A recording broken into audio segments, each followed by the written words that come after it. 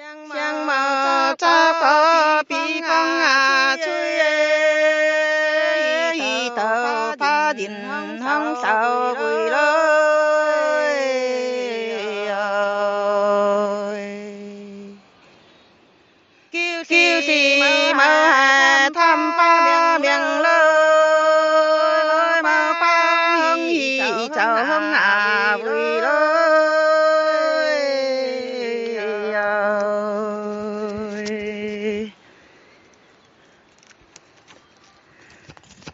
cháu liu cháu lơi cháu trẻ nàng cháu sao lơi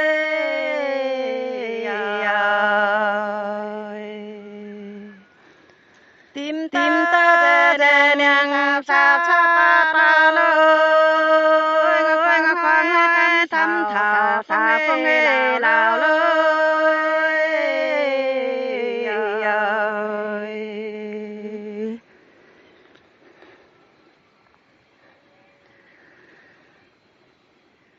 sáng màu thầm nhằn to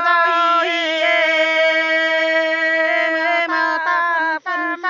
có giả na xì lối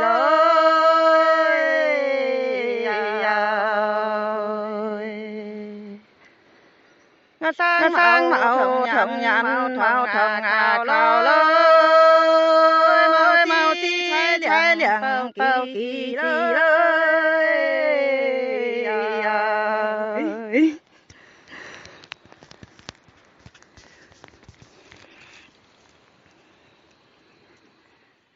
cháu liu cháu trăng chín là màu trắng thảo lối